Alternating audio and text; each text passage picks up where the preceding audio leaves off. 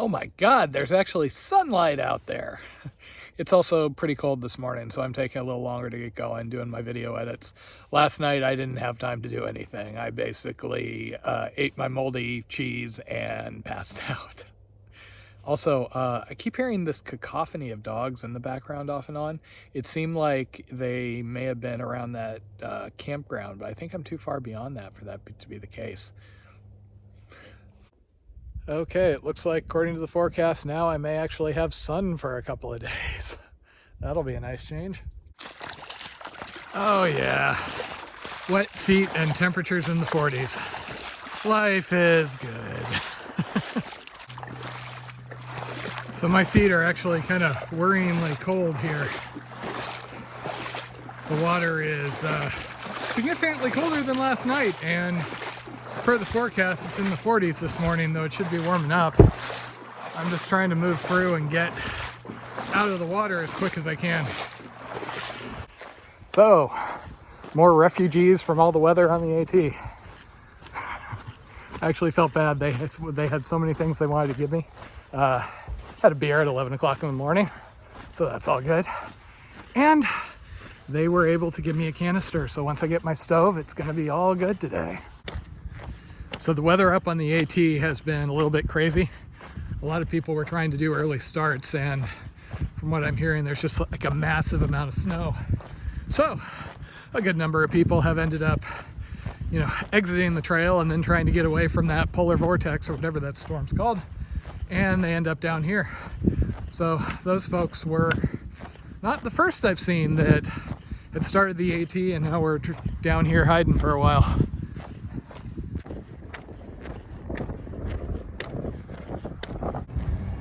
Okay, here's hoping my mail arrived. Okay, I'm back in business as far as warm food. Jen was able to send my stove along with some of the favorite dinners from the PCT. We've got a new Sawyer filter since mine's been a little stopped up, and coffee. Okay, so this next section is going to get kind of interesting. The Suwannee River apparently hits flood conditions once it gives above 60. At 68, it is not worth it to hike. I think it's 63 and maybe rising a little more. But word from a group a couple of days ahead is they were able to get across with only one kind of sketchy crossing. So, well, crap. So I've been sitting here talking to some locals who are telling me that the trail's not going to be passable up ahead and that the water's going to keep rising for another couple of days. I'm having to eyeball alternates, and I may end up having to road walk around some of this. Well, crap. Due to a variety of factors, I am still here, and I've drank an entire pot of coffee, so that's good at least. And ate twice, but yeah, locals are talking about some rough spots ahead, so I think I'm actually going to hitch 5 miles north, get a hotel for the night. That way, if I've got to reroute through some rural-ish areas, I'll have more daylight before I have to find a camp, which I hate to do. I was really looking forward to get on to White Springs today, but it is what it is. Yay, Florida Trail. So getting to the hotel wasn't quite the smoothest. I set off for Milton's going north, trying to get picked up. So I had my thumb out and I was trying to hitch in the back of a truck because Guthook shows this, or actually Google Maps shows a hotel 5 miles north of Milton's. Well, I get picked up, and as it turns out, the hotel is actually 8 miles south. Fortunately, the guy picked me up knew that, so because otherwise I would be, middle of nowhere, halfway to Georgia right now. Got to the hotel, interesting people in the lobby when I was trying to check in, and both of the rooms they put me in, despite being non-smoking, just reek of cigarettes. So basically I'm sitting here wishing I was on the trail at the moment. So I'm taking advantage of my quasi-forced Nero here. I've got laundry going, got a pizza, and Trail Angel James was downright awesome. He drove out to get me this canister. So I am good to go, and I am going to have coffee on the trail tomorrow. It does look like I'm going to have to divert around one section where there's an impassable river due to the flooding, but other than that, I should be good. Wet, but, good. Trail coffee in the hotel. Okay, back on the trail, or at least 5 miles down the road from the trail. Actually 8. I'm gonna try and hitch up this road once I get clear of the freeway. And then I'm gonna see how the flooding up ahead is. I got some beta from some others up ahead, so I think as long as I follow the blue blaze around Robinson Branch, this may work. We'll see. So hitchhiking back out to the trail has not proven to be very easy so far. I might end up walking the entire 8 miles. Well, I've been walking for an hour and no luck getting anybody to pull over. Okay, so that's one of those offshoots of that creek crossing that apparently caused Murph so much trouble up ahead. Probably better I'm avoiding that. Okay, I just walked 5 miles and change without even getting somebody to slow down and take a good look at me. So rather than go all the way up to Milton's and then back down on the Blue Blaze, this road will let me cut across to the Blue Blaze. I think I'm over miles anyway, technically. Okay, so I'm at Morrell Road, or Morrell Drive, which is supposed to take me back to the trail. So I'm back on the trail at the Bell Springs trailhead.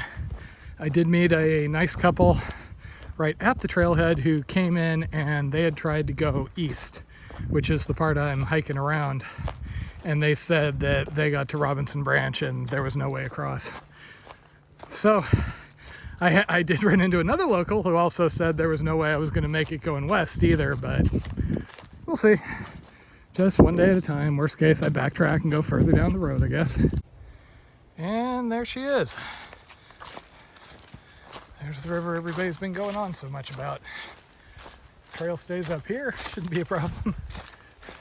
One of the locals was saying that I am going to have to cross some side channels, and he was claiming they're going to be pretty deep, but we'll see. No point in freaking out till I get there. Well, that could be worse. So far, so good still. Though I did just run into a guy named Rice Farmer who had fallen off that log in that last little video clip. I managed to make it across. Oh my God, it's a hill on the Florida Trail. That river's moving pretty good. You can hear a boat in the distance. They've been passing by a couple of times.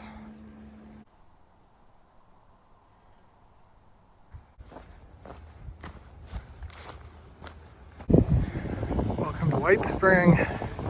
I'm just gonna grab something to drink, maybe a few extra snacks, and then get through town.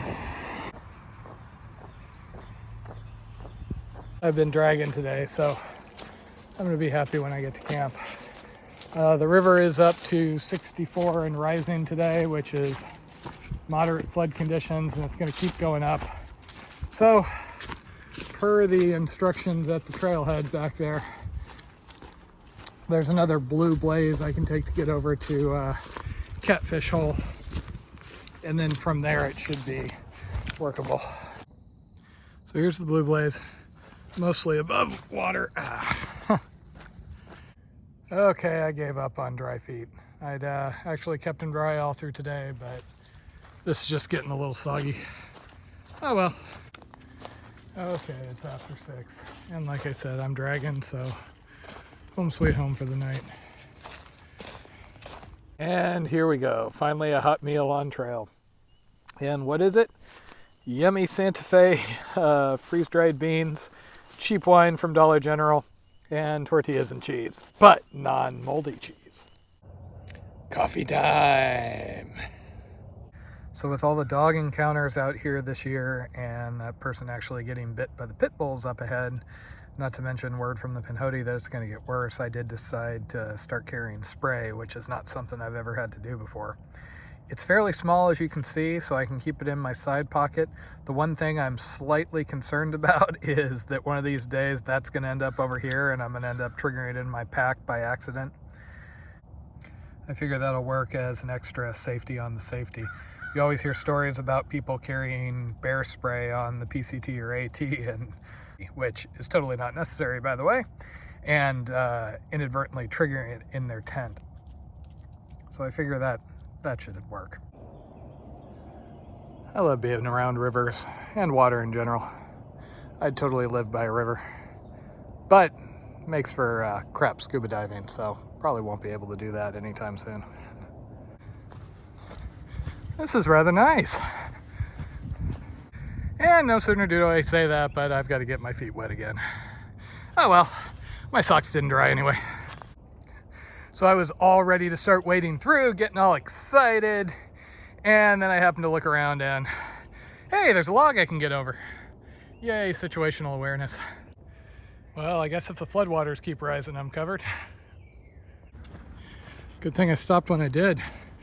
Been going by houses here for a while. Well, crap. I was trying to get around something and ended up sliding into a deep spot, so I'm wet about to my belly button at the moment. Florida Trail. So this section's basically really nice trail punctuated by the occasional wading section. And some of those you can get by if you're careful. And if you don't, fall up to your belly button. Okay, so I just went down there to check it out, and my hiking pole went all the way down to the foam. So looks like it's at least 110 centimeters or so. I'm gonna see if I can get around. The guide just says to backtrack quite a bit, which I'd prefer not to do. Okay, so I took option C, which was to bushwhack. You can hear that road. If I can just reach that, I should be able to walk back onto the trail. Unfortunately, every time I try and get across that water down there, my pole disappears into it. But hey, I'm seeing cars. This is gonna work-ish. So, as it turned out, I was able to get under the fence down there because the barbed wire didn't extend into the creek bed, and walk back up to the trail proper. So, onward. And here we go again. Okay, that kind of sucked. That actually got up to chest deep. I thought I was going to make it across, then all of a sudden, the footing slid. Hey, this is not the best through here.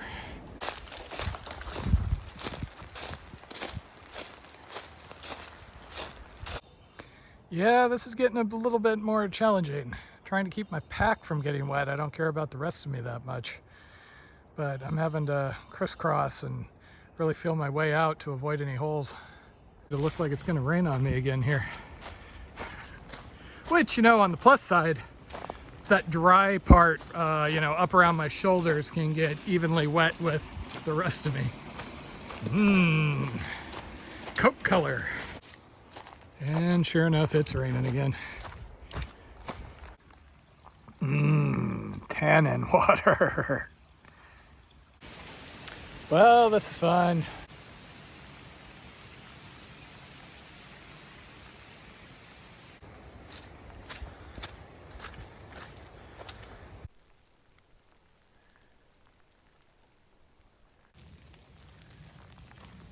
This is rather impressive. The trail's just passing behind a bunch of houses. Cool thing is, they did have several little gazebos and shelter type things with picnic benches set up for us back there. I really like this though. 3 whole houses connected by bridges. Rain's letting up a little at least. And the trail appears to have joined the river through here. It's only about knee deep for the moment, but based on what I've seen back there, sometimes knee deep can very suddenly go, I don't know, nipple deep. Good times. And just had another dog encounter. It is a little bit comforting to have the spray with me, so at least I have something if the poles can't keep them away.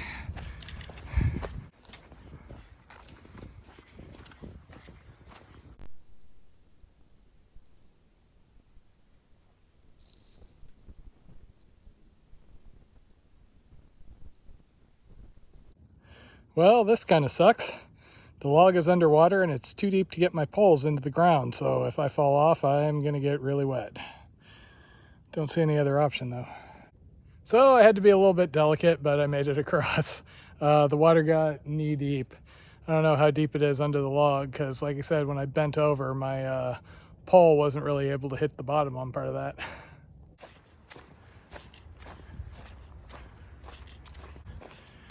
Well, this looks like it might be an interesting situation. Okay, so here's my resupply. Gotta get food for the next 30 miles or so.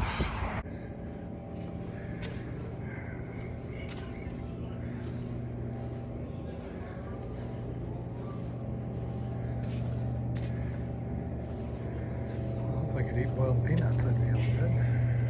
Okay, bit of a less than ideal resupply, but all I have to do is get another 30 miles. I'm also kind of running out of daylight here. My pace hasn't been that fast due to all those deep wading sections. So my options were to take the bigger road you can hear on my left, which skips the next sketchy water crossing, and then try and camp on the far side of some houses, but that's another 2 miles, and I'm kind of out of daylight here. So I think I'm gonna backtrack, get over that bridge. There are warnings about don't camp around the bridge. You know, you got people out there at night. But hopefully if I get on the other side on the trail a little bit, I can find a decent spot. Doesn't quite have that same pop in the dark, you know?